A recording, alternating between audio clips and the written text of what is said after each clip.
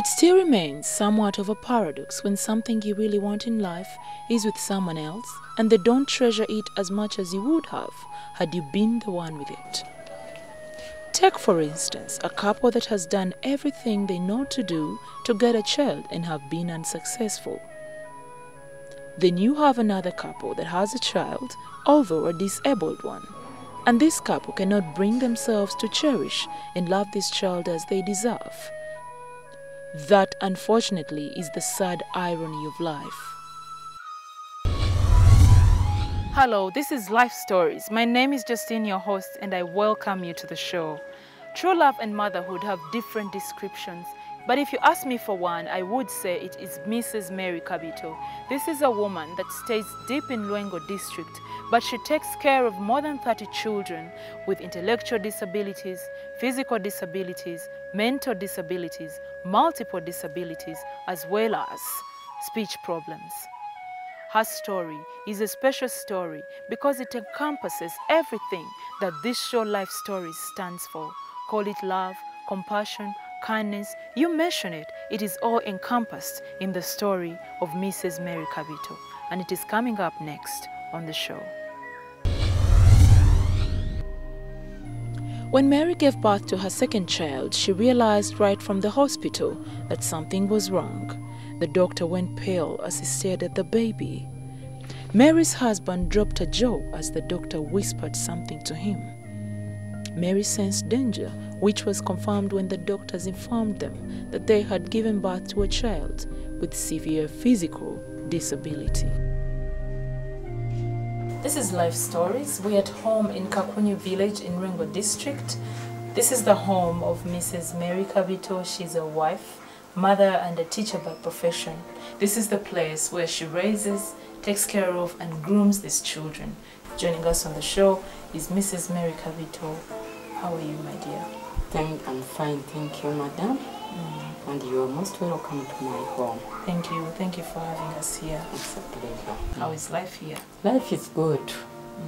Yes, please. I have 7 children, 4 of whom have multiple disabilities. So what was the situation when you gave birth to these children? This is not one child, it's not 2, it's not 3, these are 4 children with multiple disabilities. Sincerely, when I was pregnant, I didn't experience any problem. And even during the delivery, I was having a normal delivery, except the second last, whom I delivered by cesarean birth. At the time of birth, they looked normal, like any other children. They grew normal, but at the age of around 5, 6, that's 6 months, that's when I started realizing that they were having some problems because they had delayed milestones. Yes, please. Mary, tell me about what inspired you to start taking care of these children. Okay, thank you. I have 7 children, 4 of whom have multiple disabilities. Raising them was not an easy task. You're talking about your biological children? Yes, my biological children. Raising them was not an easy task. As I was a teacher, I had to move like 2 miles from my home to the school. At first I was taking them to the school, but later on it was not easy for me to go with them because of transport problems. So I left them home, but they retarded them more. So by that time I had joined parent support groups, and I realized that many parents having such children were facing numerous challenges. Those are the 2 reasons that inspired me to start this school. My biological children and the other children of this caliber.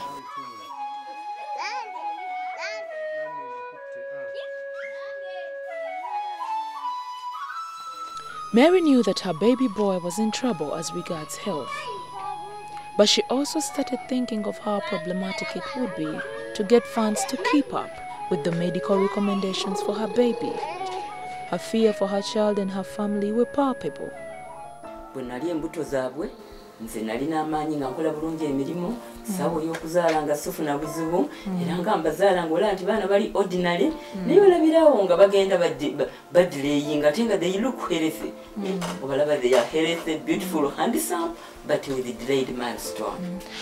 Do you ever worry that in case it's a genetic trait, n'abaana bo, these other ones, abali normal, or even these ones, in case they are trained and they make it and get into relationships, do you ever worry that any of your children could have the same type of children?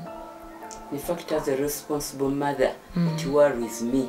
And whenever I visit gynecologists, doctors, I try to seek for advice. How, if possible, we can prevent it from your children. Mary, is this a genetic trait? Is it a disease? How come you had these children and you had more than one? Sincerely, up to now, I'm trying to investigate what caused this.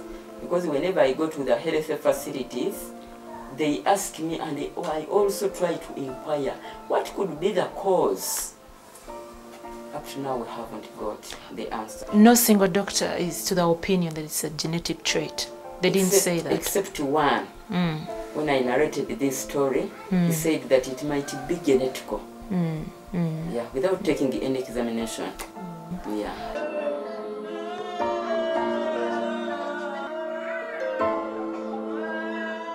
When Mary and her husband took the newborn baby home, it was no congratulatory sighting. All that filled the home was fear and speculation from family members, relatives, and neighbors. Mbeera ki eyaliwo okuva ku sayidi ey'abalamu bo oba abantu b'omwami oba abantu bo?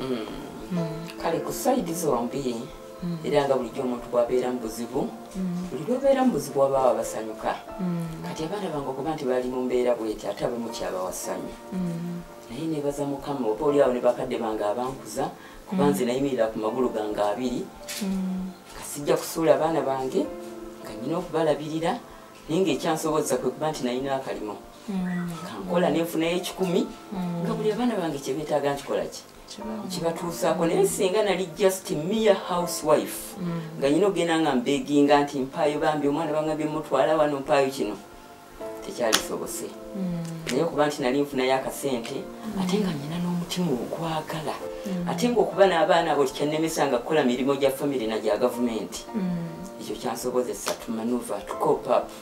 Nabo wabasonyiwa? Somehow.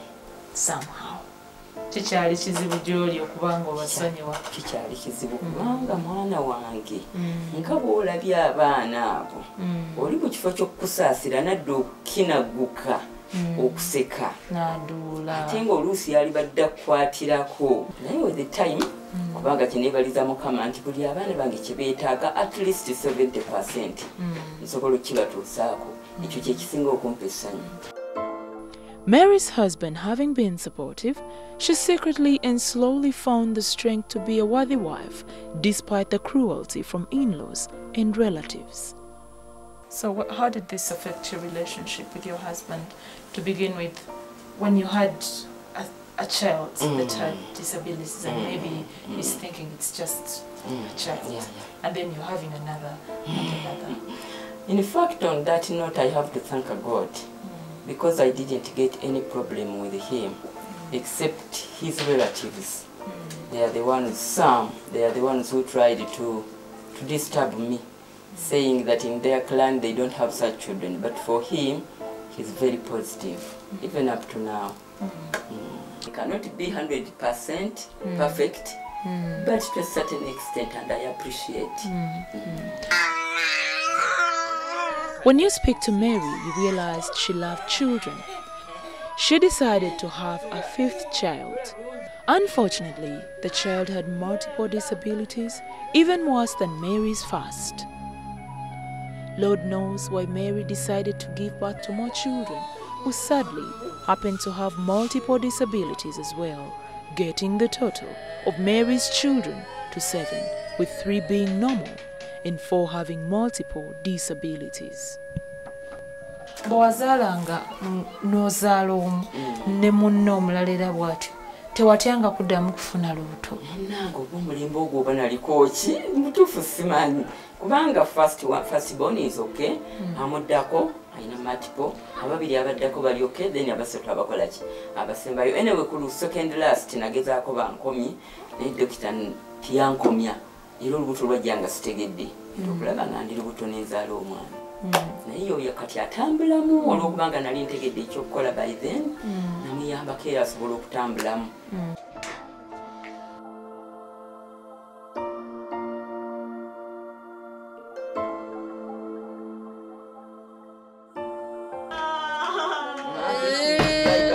My last born, because of early intervention, so her she can walk independently, though not very stably. So I appreciate the work of physical exercises, and I urge to all parents who are having such children to give proper and regular exercises to their children. Yeah.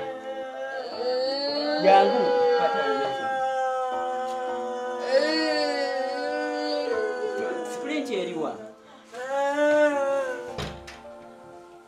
So we made special chairs for them with a separator which can separate their legs.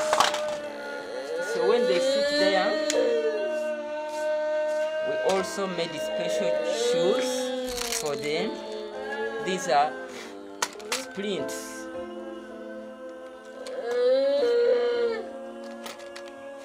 Tomato. We are improvising. You can see this is a piece of cloth.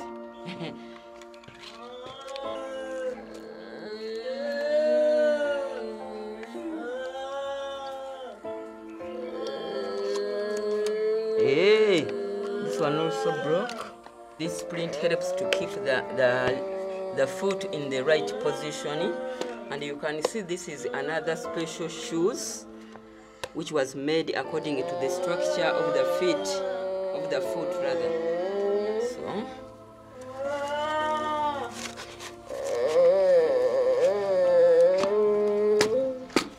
he should be having them all the day, but because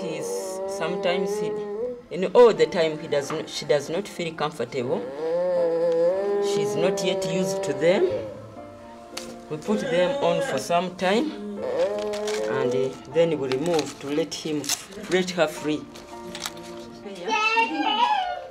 But still they can do. After doing this, we should have something like a table. We put it here and we give her playing materials so that she does not just loiter about. Yeah. And at the same time it is helping her attention span. You're still watching Life Stories. Today we are joined by a lady that simply has a heart of gold.